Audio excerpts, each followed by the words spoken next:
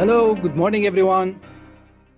Welcome to VALOORES webinar with such an important topic, FATF in time of COVID-19, the related AML CFT risks and policy responses. Today's webinar will be for around 40 minutes, and you're welcome with your questions.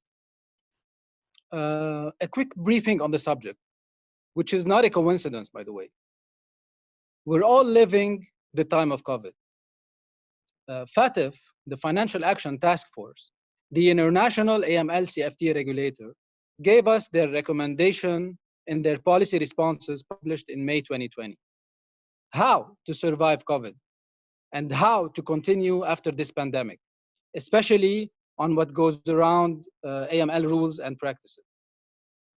VALOORES Academy gives you the substance of COVID-19 related regulations, coming from the dominant player, the FATF, to address the regulator's concerns alongside the private sectors. Now, in line with the FATF encouragements to use technology, VALOORES provides significant fintech, regtech, and supervisory technology to manage issues presented by COVID-19. We do offer mechanisms to victims, such as financial institutions, regulators, or other businesses, so they can report COVID-19 related money laundering and fraud. Criminals are taking advantage of the COVID-19 pandemic to carry out financial fraud and exploitation scams, like trafficking fraud medicines, offering fraudulent investment opportunities, engaging in phishing schemes, and the list is long. Criminals are taking advantage of the current gaps in national AML systems. Criminals are taking advantage of the physical absence of AML officers who are on lockdown. The FATF, though, is alerting on these schemes and advising supervisors, financial intelligence units, and law enforcement agencies to share information with the private sector so they can prioritize and address key money laundering and terrorist financing risks linked to COVID-19. You have the values. VALOORES brings you the added values. And here is our story, 30 years in 30 seconds, VALOORES. Long story short, VALOORES was founded in Lille, northern France, and now operating all around the globe. We deliver to multiple lines of business, banking and insurance, retail and merchandising, supply chain optimization, digital government, multimedia communication, and healthcare. And here we are with the panelists. I'm Ziad Fers on the VALOORES International Business. I'll be moderating and balancing the message across our speakers, Sarkis Mazraani and Joel Sikkar. Sarkis Mazraani is certified from ACAMS and Grant Thornton. He's experienced in combating the finance of terrorism, fraud investigation, cybersecurity, and resilience. Joel Sikkar brings around 20 years of professional experience in banking, mostly in compliance and business intelligence. And here we'll start with our first panelist, Joel Sikkar. What challenges, good practices, and policy responses, or perhaps standards, has FATF identified against money laundering as this crisis further develops? To you, Joel. Thank you, Ziad. Good morning, everyone. It's a pleasure to see you all again, and this time to discuss FATF recommendations regarding potential impacts of the COVID-19 pandemic on money laundering and financial crime, and how can VALOORES added values bring you the most intelligent services to help mitigate those risks. And while addressing all that, we will discuss COVID-19 pandemic impacting government and private sectors, and especially the impact on their AML obligations. We will discuss also new money laundering and terrorist financing threats and vulnerabilities, and related evolving risk picture assumptions, and finally, the action and responses taken for consideration. I will start today by addressing the COVID-19 pandemic impact on governments and private sectors, and then tackle the related threats and vulnerabilities. FATF encouraged digital customer onboarding and delivery of digital financial services. And if you remember, it was the topic of our previous digital ID compliance webinar. FATF also called for greater transparency in both international financial transactions and non-profit activity, as critical relief will be needed domestically and beyond by applying appropriate levels of risk-based due diligence, and all that to encourage developing mechanisms by which victims or financial institutions or other businesses can report fraud related to COVID-19. Similarly, warnings were socialized among institutions tackling mainly two types of COVID-19 fraud schemes.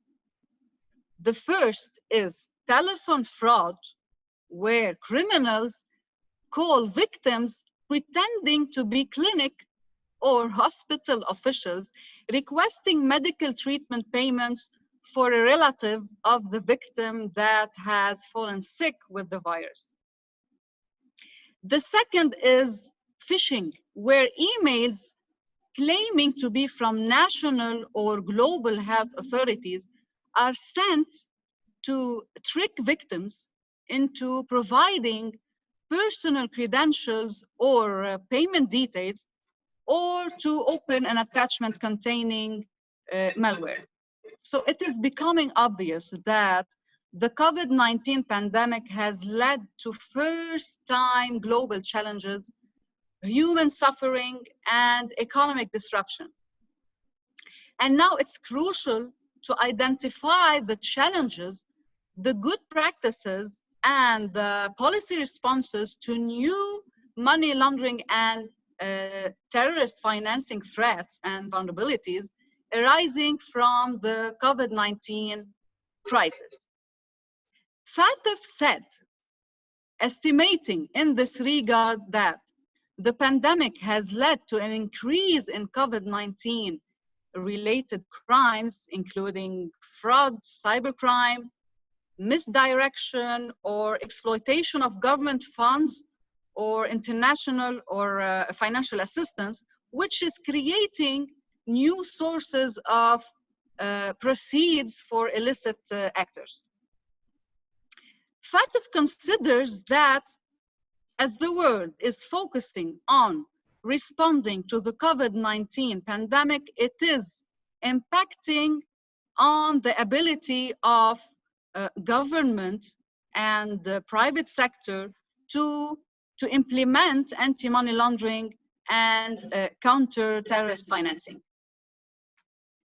AML policy responses, in this case, can help support the swift and effective implementation of measures to respond to COVID-19 while managing new risks and vulnerabilities. And this includes domestic coordination to assess the impact of COVID-19 on AML risks, strengthening communicated with the private sector, encouraging the full use of a risk-based approach to customer due diligence, and finally supporting electronic and digital payment options. And as Ziad mentioned, the use of the financial technology provides significant opportunities to manage the issues presented by COVID-19. And in line with the FATF standards, VALOORES technologies, including FinTech, RegTech, and Supervision Tech, provides trustworthy digital identity or for improving the security, the privacy, and convenience of identifying people remotely this time for both onboarding and conducting transactions while also mitigating money laundering risks. Moving forward, while these pandemic-specific warnings are all important, it is crucial to highlight the more classic money laundering risks emerging as a result of the COVID-19. For example, the 2008 financial crisis was a good reference point to identify growing vulnerabilities of the financial system during such periods and address them attentively. So one such risk is organized crime abusing the financial system.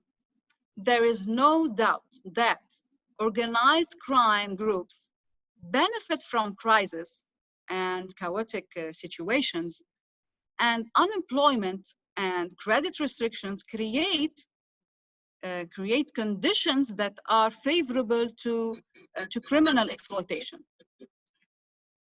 Trade-based money laundering is especially vulnerable in this crisis as a result of unusual hyper-fluctuation of markets, as well as the prices of goods and commodities. Another potential vulnerability during a financial crisis is severe budget cuts in both the public service and the private sectors. So public service budget cuts affect the quality of financial investigations, as well as the capacity for effective financial supervisions by regulators. In such times, focus is naturally given to public safety, allowing financial crime to thrive. Financial institutions will be expected to focus on maintaining their business in short term, even that means neglecting long-term reputational risks and other risks of non-compliance. All this could lead to emerging risks and vulnerabilities that could result in criminals finding ways to, and this is very important, to bypass customer due diligence measures, to increase misuse of online financial services and virtual assets, and conceal illicit funds and exploit economic stimulus measures and insolvency schemes as means for natural and legal persons to conceal and launder illicit proceeds. The risks also include increasing the use of the unregulated financial sector, creating additional opportunities for criminals to launder illicit funds and misuse domestic and international financial aid and emergency funding. So the vulnerabilities may also concern exploiting COVID-19 and the associated economic downturn to move into a new cash-intensive and high liquidity lines of business in developing countries. The threats and vulnerabilities, so I will conclude here, represent emerging money laundering and terrorist financial risk, and such risk could result in increased use of the unregulated financial sector, creating additional opportunities for criminals to launder illicit funds, and misuse and misappropriation of domestic and international financial aid and emergency funding. Back to you, Ziad. Thank you, Joelle. That was quite insightful. So please hold that thought as we'll come back to you on the COVID-19 impact on AML CFT regimes. Sure. But first, let's switch gears to FATF's observations on the increased money laundering threats. As a matter of fact, the COVID-19 pandemic generated various government responses, like social assistance, tax relief initiatives, enforced confinement measures, and travel restrictions. The global remote working is on the rise, and so is fraud and cybercrime. Businesses are turning to online platforms with weaknesses in security measures, as we all know. This subject will be addressed to Sarkis Mazraani. How would you describe the landscape of the evolving money laundering and terrorist financing risk? What threats are we foreseeing, and what are FATF's evolving risk assumptions? To you, Sarkis.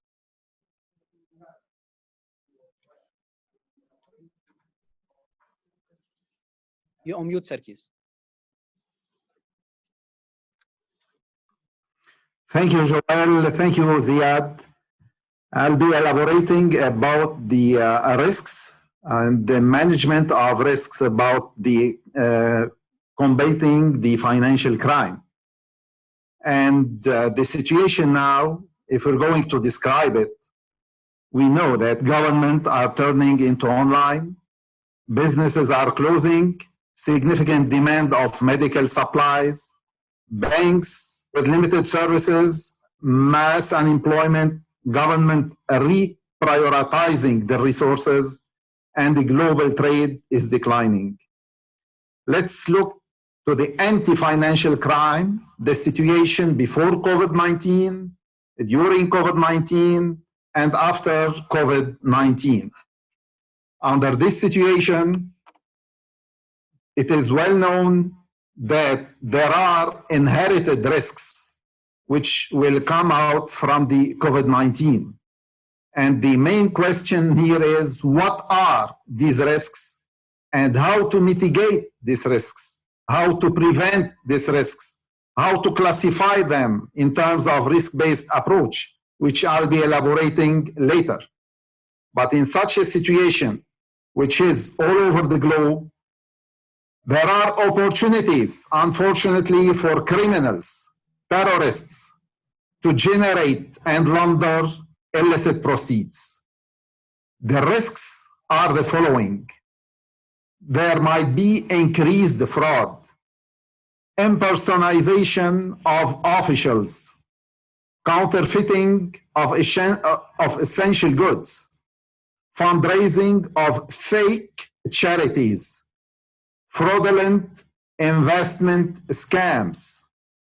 Moreover, there might be also risks of cybercrime, where there is, and it is happening, a lot of email, SMS, phishing attacks, pretending that they are representing the World Health Economy in order to insert malware and take the information from the computers to do the crime.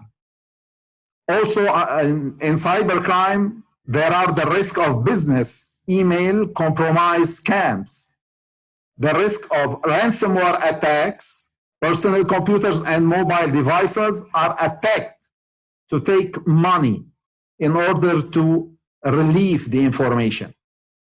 Also, under COVID-19 inherited risks, there are the human trafficking and the online child exploitation and the organized property crime, because there are a lot of properties now which are uninhabited. So there are theft of these properties. The main question, as I said, what are the risks inherited from COVID-19? Also, there are money laundering vulnerabilities under COVID-19, which is clearly showing in the changing of the financial behavior.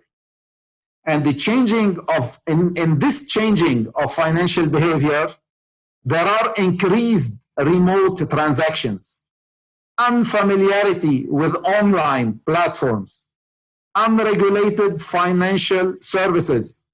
A lot are moving to unregulated financial services, which leads to high risk because there are here less prevention and less controls. And this is happening because the gatekeepers are preoccupied with business continuity issues. And last but not least, there are the misdirection of government funds, because there might be misuse of these stimulus, and the criminals might pretend that they deserve these financial support by the government, but effectively they don't deserve it. So this is also a crime. There are the increased financial volatility. And let me say here that the opportunistic criminals are going to exploit this financial volatility during COVID-19. They are going to exploit the economic downturn to invest in real estate, in order also to introduce illicit proceeds to restructure loans, to do tax evasion during this economic downturn. It is happening now, increase in physical cash transactions, and it is well known that cash is of a high risk, and the virtual assets. Insider traders within the financial institutions, which might be paid illicit money to be part of this crime. And finally, in terms of financing of terrorism, government are having the attention now on COVID-19. So those who does this finance of terrorism might profit might benefit from this government attention to COVID-19. And still combating finance of terrorism is realizing that there is a raise and move of funds for this finance of terrorism. To you, Ziad. Thank you, Sarkis. That was quite an eye-opener. Well, everyone's busy activating business continuity plans, and the regulators are busy monitoring that. Governments are reprioritizing efforts, and that's ending up in resources reallocation. The subject will be addressed to Joël Sikkar. While weighing in the mainstream monetary penalties on AML CFT violations against barriers and delays in suspicious transaction reporting, how are law enforcement authorities in FATF member countries reprioritizing AML CFT efforts? To you, Joël. Thank you, Ziad. Back to FATF. FATF has clearly mentioned that COVID-19 pandemic is impacting government and private sector's abilities to implement AML obligations. Many AML government and private sector employees, as we know, are now working remotely or have been redeployed to COVID-19 responses, or unfortunately are not working at all. To some extent, especially for countries with more limited resources and less advanced business continuity planning, reprioritization efforts by governments are likely to result in a reallocation of resources away from AML activities to other areas, such as financial stability and humanitarian and economic recovery efforts. Consequently, the COVID-19 crisis appears to affect, in a nutshell, key areas depending on the scale of the country's COVID-19 outbreak. So when it comes to supervision, FATF members indicated that their AML on-site inspections have been postponed or substituted with desk-based inspections, including the use of video conferencing. And in some instances, on-site inspections are only conducted for high-risk sectors or entities. Some supervisory authorities have indicated that they have provided risk-based flexibility on the filing of annual reports and have delayed issuing new licenses especially for some sectors that may have been shut down, such as casinos, excluding online casinos. So Ziad, many national and international policy departments have activated business continuity plans to respond to COVID-19. This has, in some jurisdictions, resulted in a significant pause in new AML policy and legislative initiatives. However, banks and other reporting entities continue to file STRs, and authorities have not encountered delays or difficulties to analyze and file those STRs. Other banks have been provided extensions to submit STRs, except, of course, in the case of high-risk areas such as terrorist financing or threshold-based reports. So as for jurisdictions that still rely on paper-based reporting systems or that have insufficient database software, they may face delays in receiving and processing reports.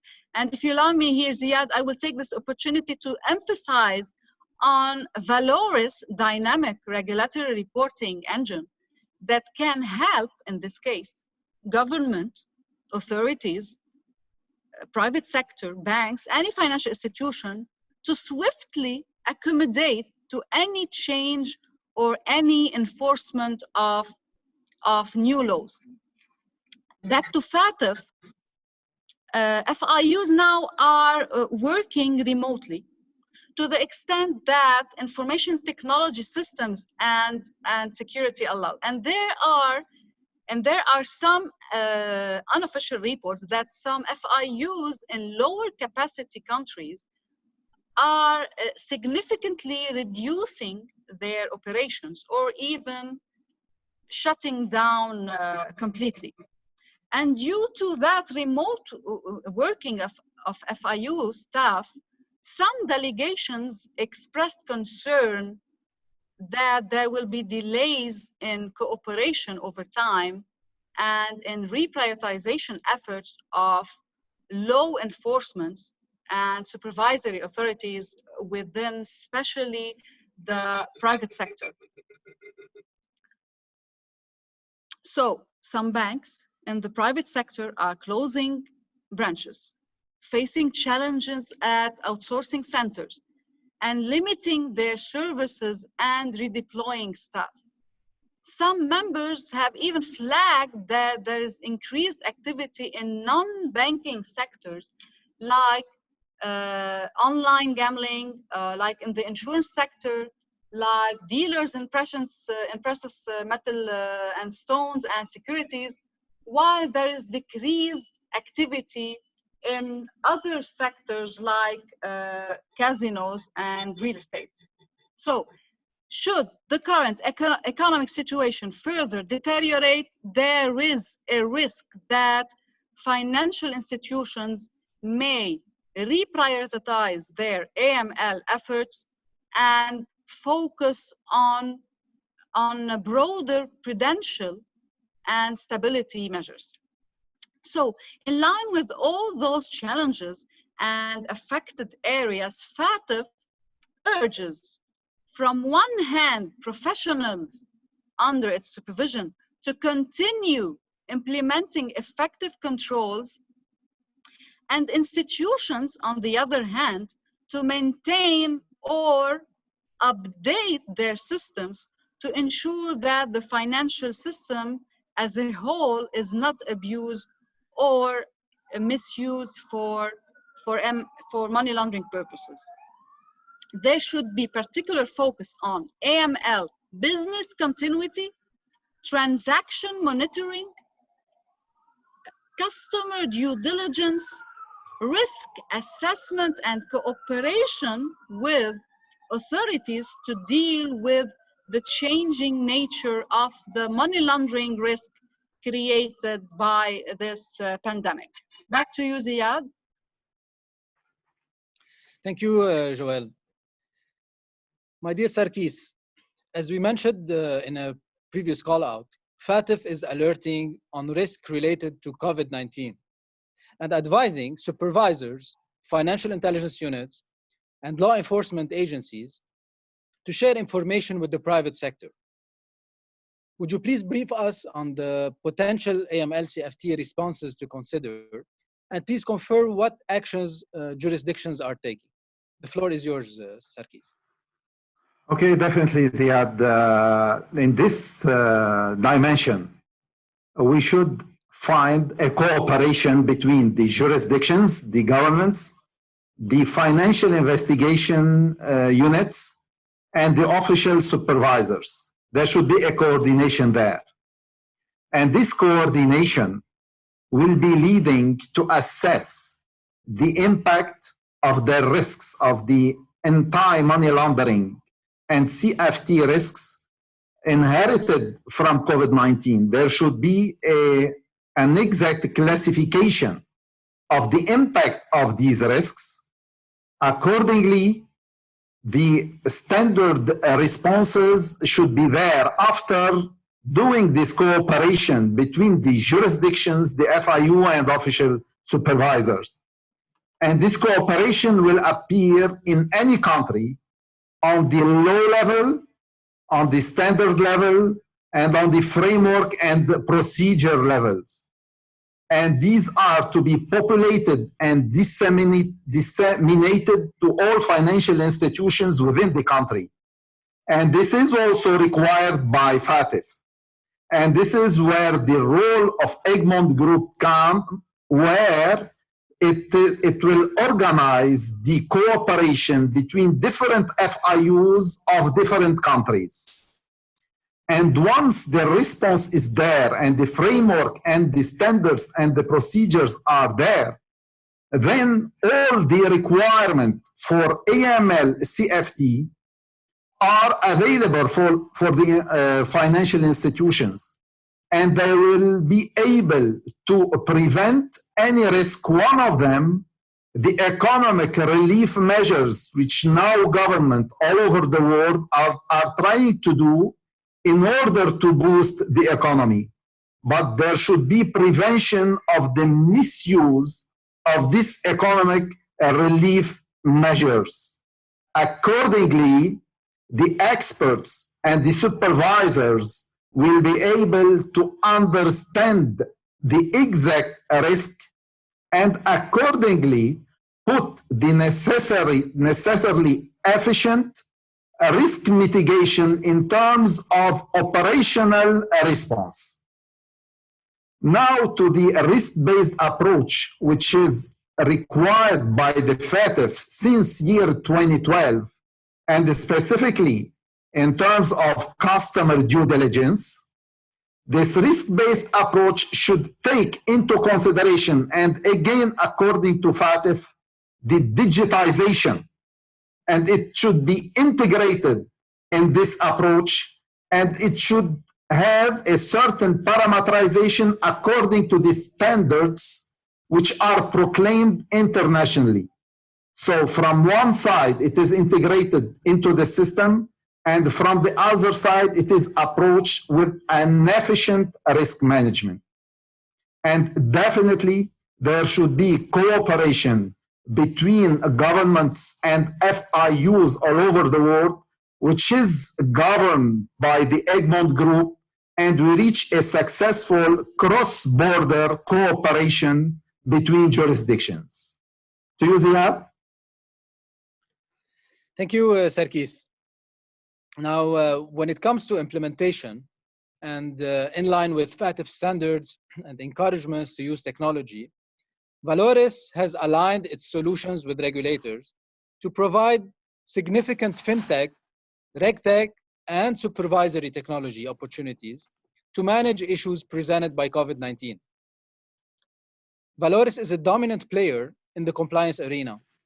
We play an integral role in the AML CFT lifecycle, with mechanisms by which victims, financial institutions, and other businesses can report COVID-19 related fraud. Well, thank you, Joel and Sarkis.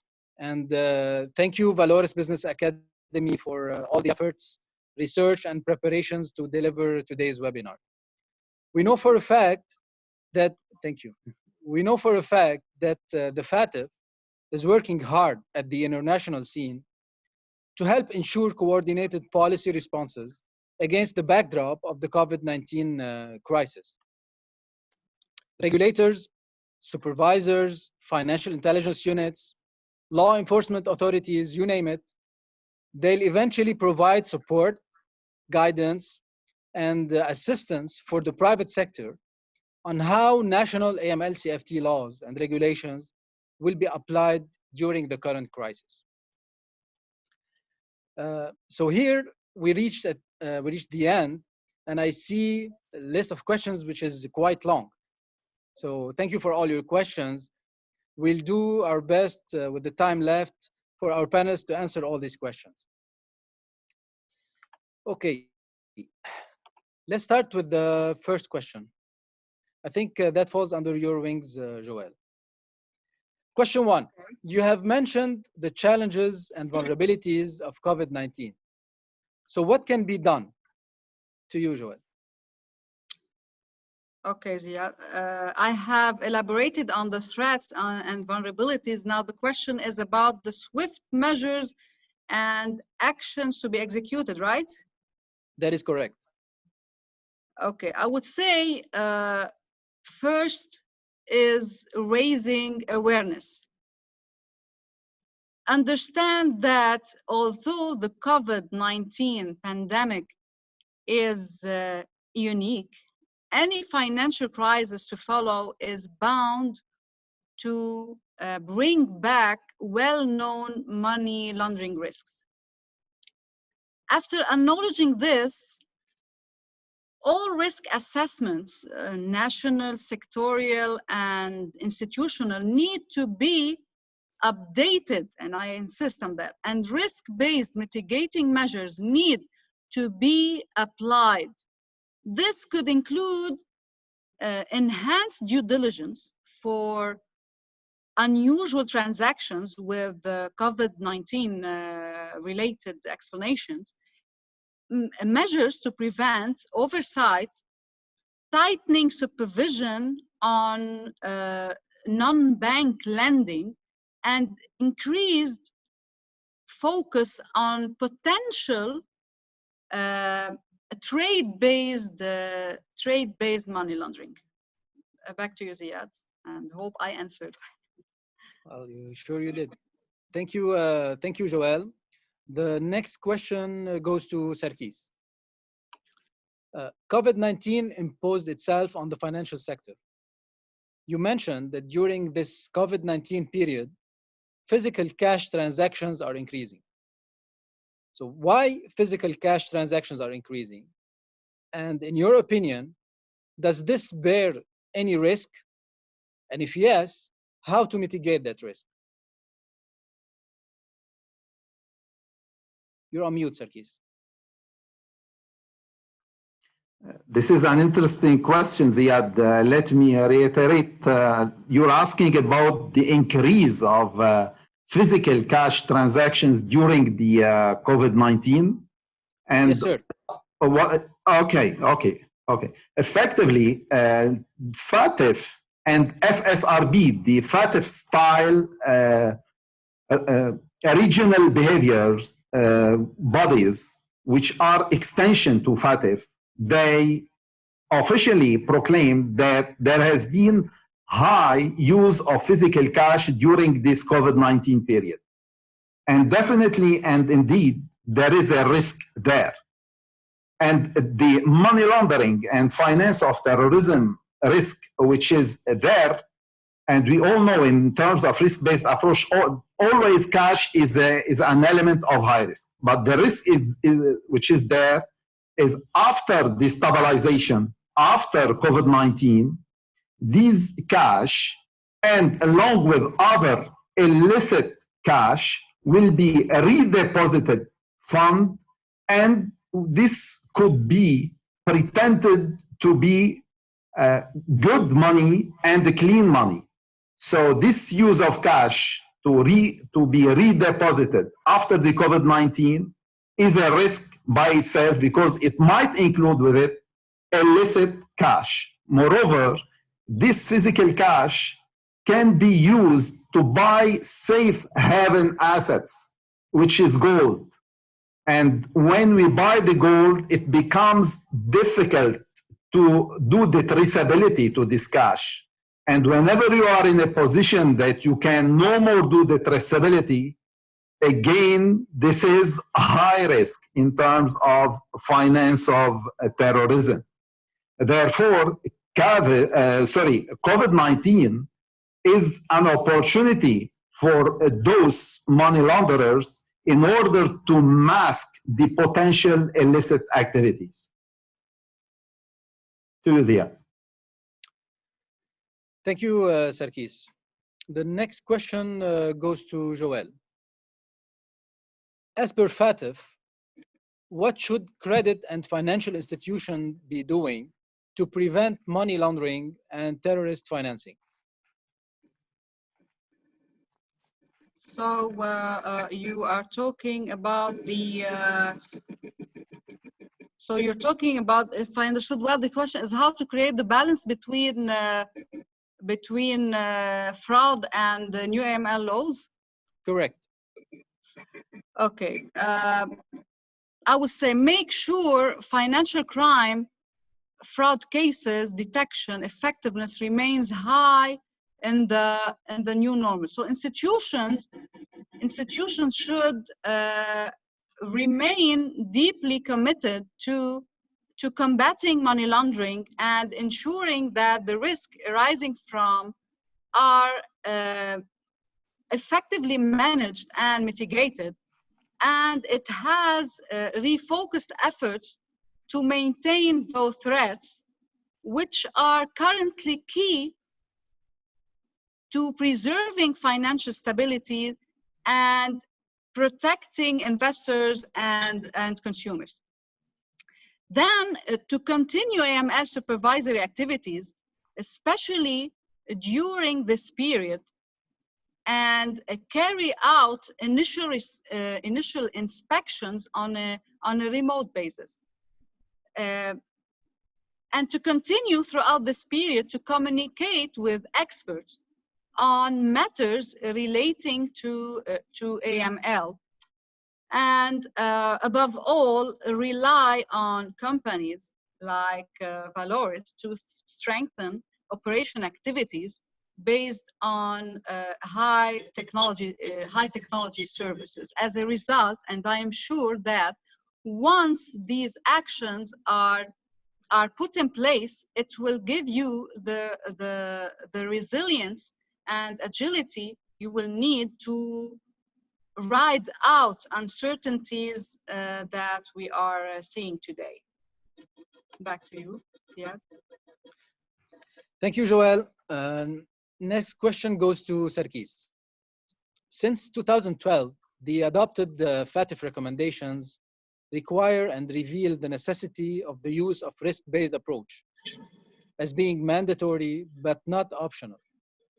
Following COVID-19, would you please clarify the characteristics of the efficient setup of the RBA? Thank you, Ziad. Another interesting question. You're asking about the classification of the risks under RBA after COVID-19, is it? That is correct. And I do thank you for what you said in your question. RBA is not an option, it is mandatory. Okay, but again, we should all know very well, and the entire financial crime experts should know very well, that all of the parameterization of the RBA during COVID-19 and after COVID-19 has to be changed. If it is still the same as it was before COVID-19, now the RBA is inefficient. A new reorganization, reparameterization of the RBA has to be done according to the new inherited risk from the COVID-19. And let me clarify in questions.